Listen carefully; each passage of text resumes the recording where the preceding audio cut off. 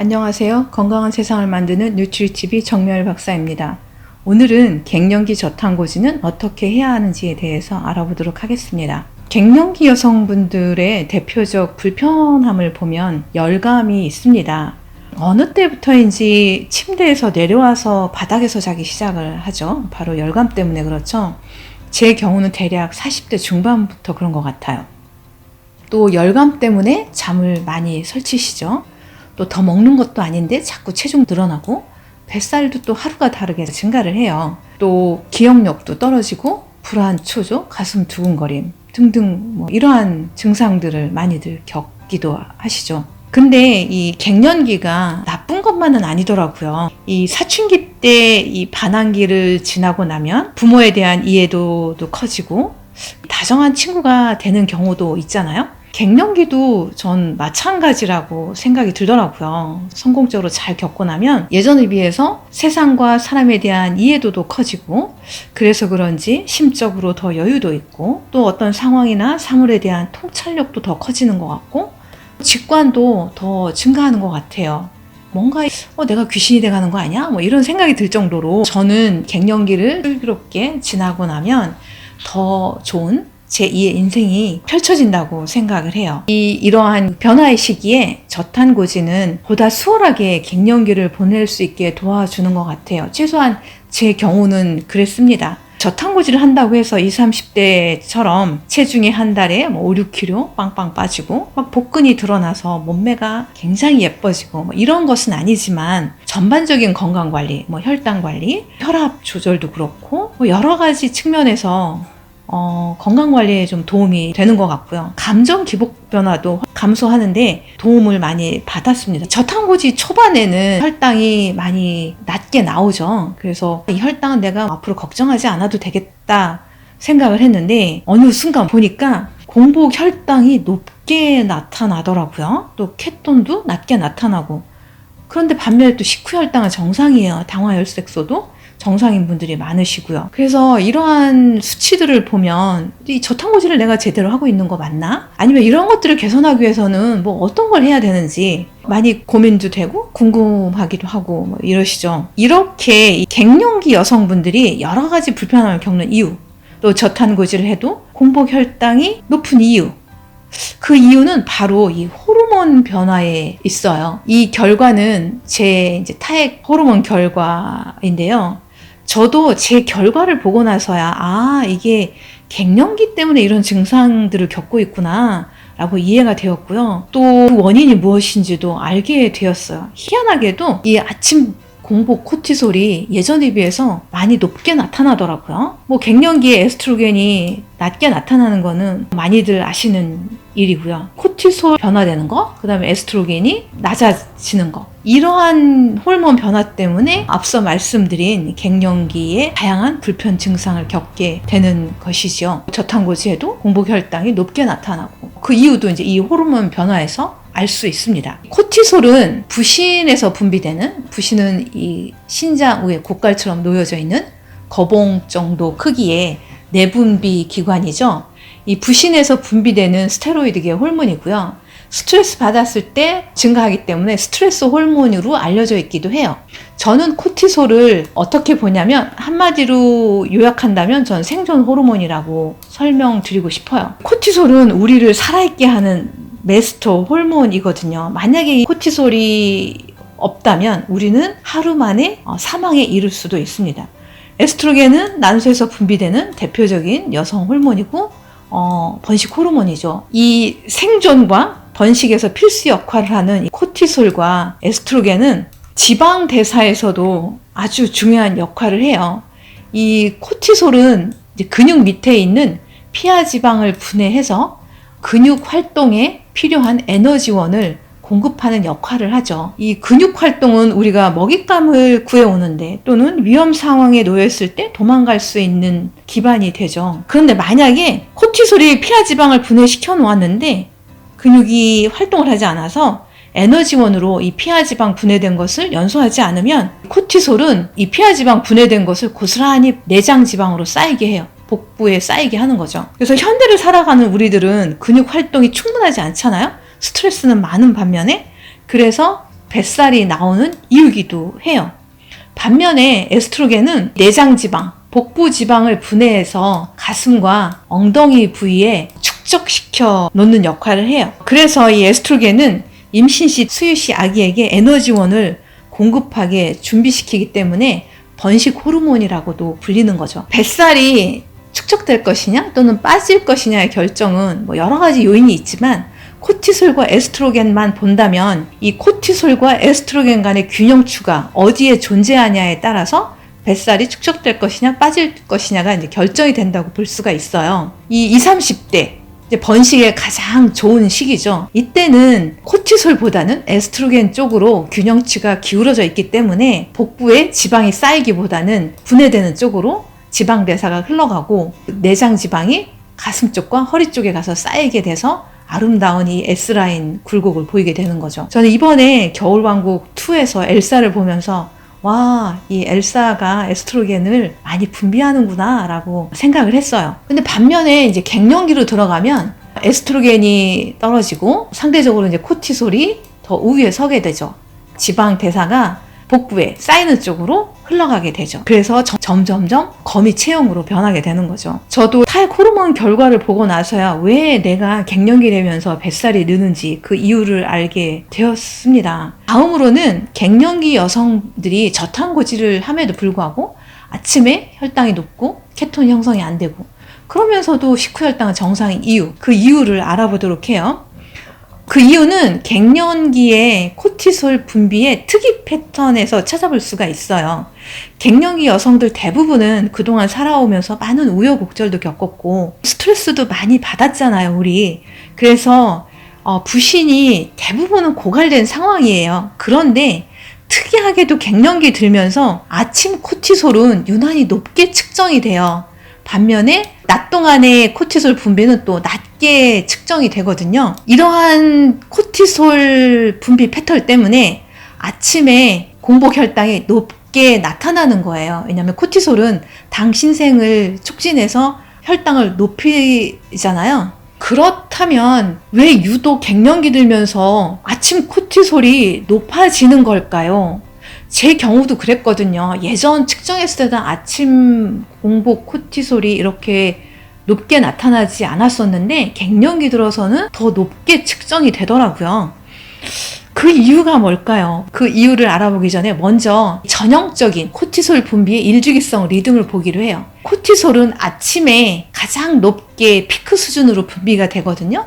그 이유는 낮 동안의 활동에 필요한 에너지 공급을 위해서 이렇게 아침에 높게 측정이 되는 거죠.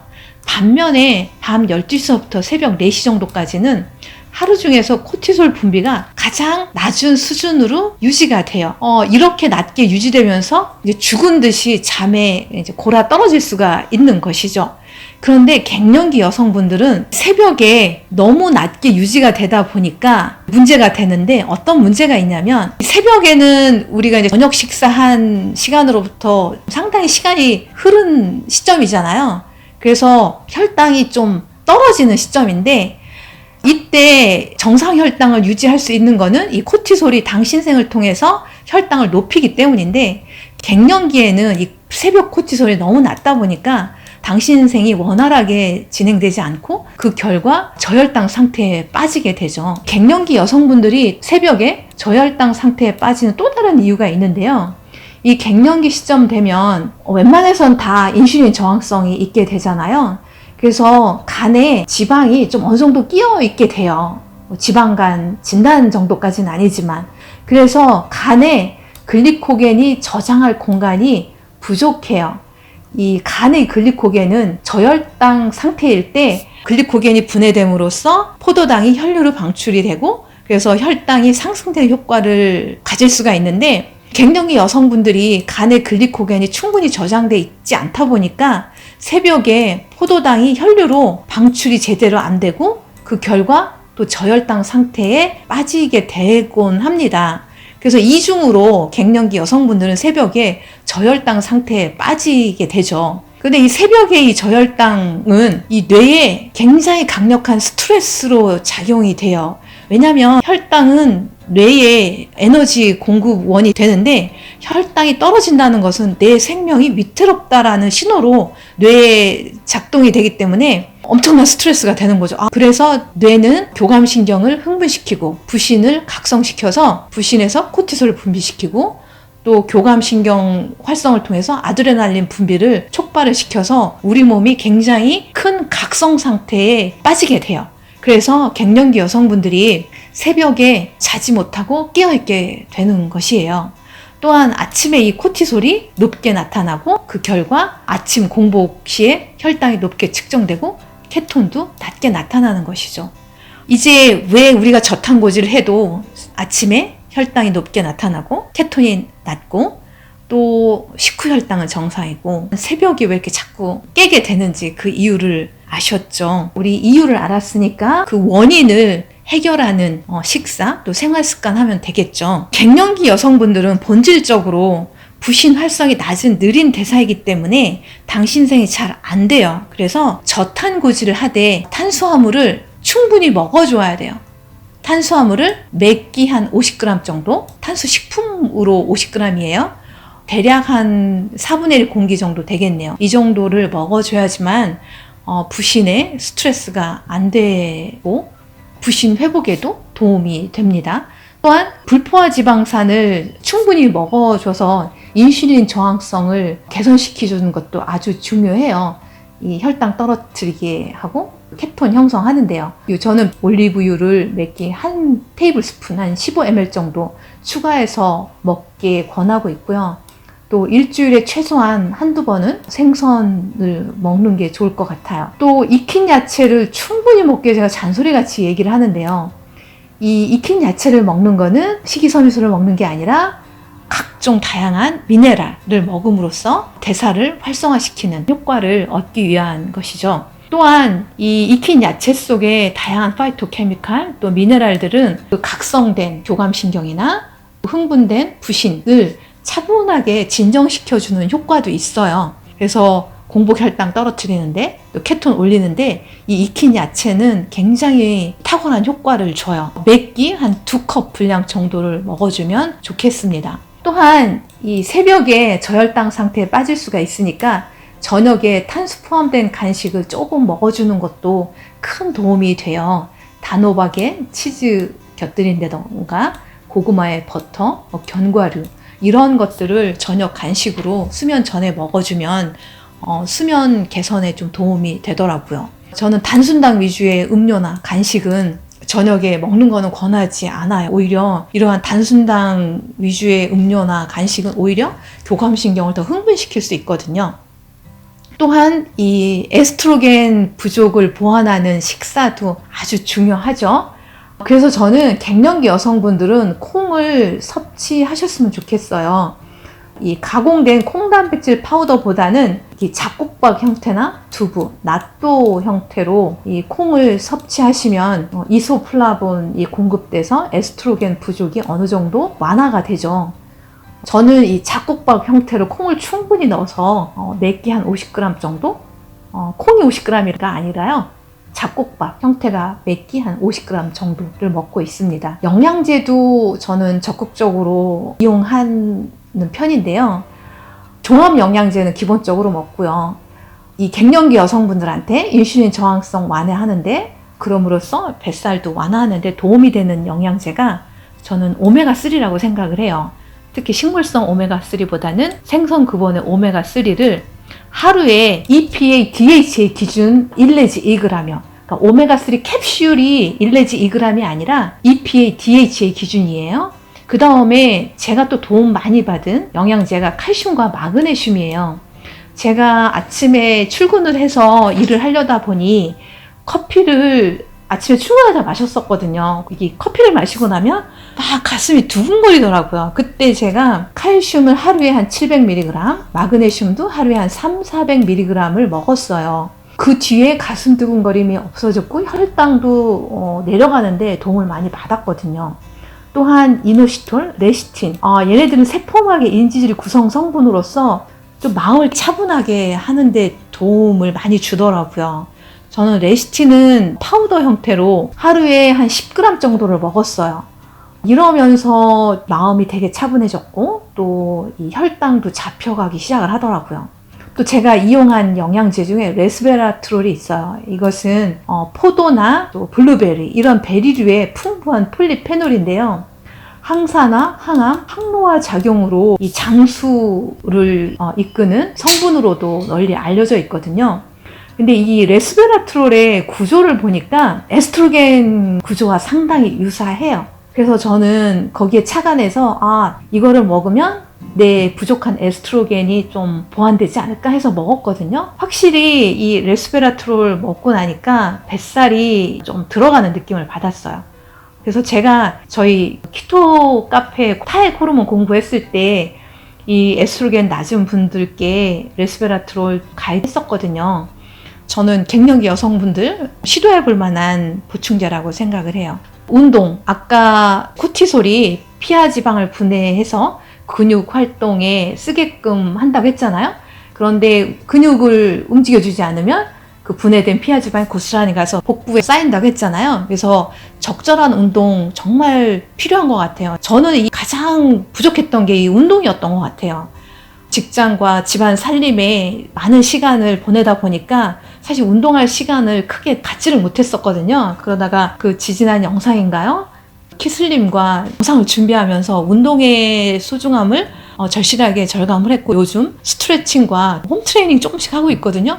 근데 정말 도움이 많이 되더라고요. 우리 나이는 이제 과격한 운동은 하면 안 될 나이죠. 스트레칭, 공기 좋은 숲속이나 공원 걷는 거, 또 가벼운 요가 이런 것들은 정말 도움이 많이 되는 것 같아요. 또 수면, 11시 지나면 코티솔이 좀 더 분비가 되기 때문에 수면에 방해가 되는 것 같아요. 그래서 최소한 11시 이전에는 잠자리에 들도록 노력하시고 가급적 많이 주무세요. 그러면 코티솔 떨어지는데도 정상 혈당 유지하는데도 도움이 많이 되실 거예요. 오늘 갱년기 저탄고지에 대해서 알아보았는데요. 여러분들 좀 도움이 되시기를 바라요. 우리 이 갱년기를 슬기롭게 잘 견뎌서 제2의 인생을 행복하게 보낼 수 있기를 바랍니다. 들어주셔서 감사합니다. 또 다음 영상에서 뵙도록 할게요.